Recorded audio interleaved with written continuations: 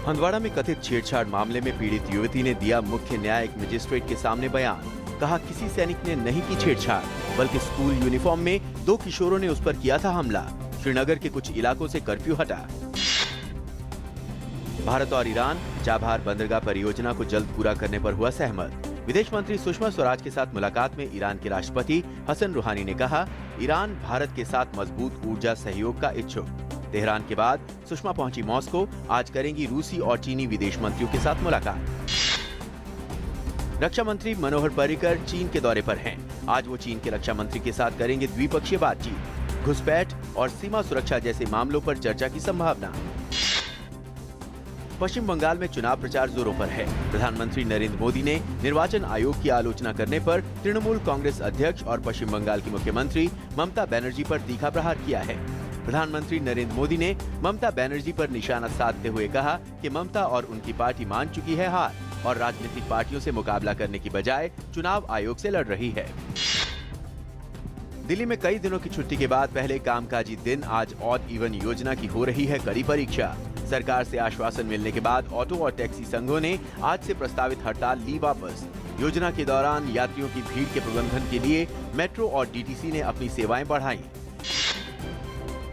उड़ीसा के देवगढ़ में एक बड़े हादसे में बस खाई में गिरी। 27 यात्रियों के मरने की खबर। 11 घायल यात्रियों को बचाया गया, जिनका इलाज अस्पताल में चल रहा है। ये बस देवगढ़ से बारगढ़ के रेमटा को लौट रही थी कि पहाड़ी इलाके में 250 फुट से अधिक गहरे खड्ड में जा गिरी। गुजरात के मेहसाना में पटेल समुदाय की रैली ने कल हिंसक रूप ले लिया।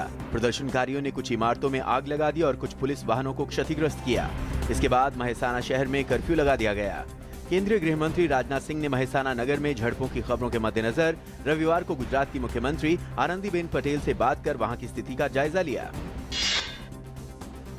उद्योगपति विजय माल्या के खिलाफ गैर जमानती वारंट पर आज मुंबई की विदेश PMLA यानी मनी लॉन्ड्रिंग निरोधक एक्ट कोर्ट सुनाएगा फैसला। माल्या का पासपोर्ट पहले ही हो चुका है निलंबित। देश के विभिन्न हिस्सों में भीषण गर्मी के कारण जनजीवन पर असर पड़ा है। पश्चिम ओडिशा में एक सप्ताह से भी अधिक समय से तेज लू चलने के कारण सामान्य जनजीवन अस्त व्यस्त हो गया है। पश्चिम बंगाल में तापमान 40 डिग्री सेल्सियस से ऊपर पहुंच जाने से गांगेय क्षेत्र में भयंकर लू चल रही है। उत्तर प्रदेश में लगातार पारे में वृद्धि की वजह से भीषण गर्मी का प्रकोप जारी है। इधर राष्ट्रीय राजधानी दिल्ली में भी गर्मी का सितम लोगों को परेशानी में डाल रहा है। ब्राजील की राष्ट्रपति दिल्मा रूसेफ के लिए आगे की राह और मुश्किल हो गई है। निचले सदन में रूसेफ के खिलाफ महाभियोग की प्रक्रिया को शुरू करने की इजाजत के बाद दिल्मा की पार्टी ने अपनी हार मान ली है। लगभग 48 घंटे की लंबी बहस के बाद सदन में लाया गया महाभियोग शुरू करने का प्रस्ताव 512 के मुकाबले 344 मत से पारित कर दिया गया। 512 सदस्यीय संसद में इस प्रस्ताव को पारित करने के लिए 342 वोटों की जरूरत थी, जिसे विरोधियों ने आसानी से हासिल कर लिया। इक्वाडोर में पश्चिमी समुद्री तट के नजदीक आए शक्तिशाली भूकंप में मरने वालों की संख्या बढ़कर 250 हो गई है। प्रभावित इलाके में राहत और बचाव कार्य के लिए 10,000 से अधिक सैनिकों की तैनाती की गई है। शनिवार शाम आए 7.8 तीव्रता वाले भूकंप का असर पड़ोसी देश कोलंबिया पर भी पड़ा। जापान में भूकंप के ताजा झटकों के खतरों के मद्देनजर 2 लाख से ज्यादा लोगों को सुरक्षित स्थानों पर पहुंचाया गया है। घायलों के इलाज के लिए और मेडिकल टीमें प्रभावित क्षेत्रों में भेजी जा रही हैं। पिछले हफ्ते क्यूशु द्वीप में आए 2 शक्तिशाली भूकंप में 42 लोग मारे गए थे और 1000 से ज्यादा घायल हुए थे। मौसम विभाग ने आने वाले दिनों में और झटकों की संभावना जताई है। भारत की शीर्ष जिम्नास्ट और ग्लासगो कॉमनवेल्थ खेलों की कांस्य पदक विजेता दीपा कर्माकर रियो ओलंपिक 2016 के लिए क्वालिफाई करने वाली देश की पहली महिला जिम्नास्ट बन गई हैं। दीपा ने इससे पहले भी रविवार को रियो डी जेनेरो में अंतिम क्वालिफायर और ओलंपिक परीक्षण प्रतियोगिता में प्रभावी प्रदर्शन किया था।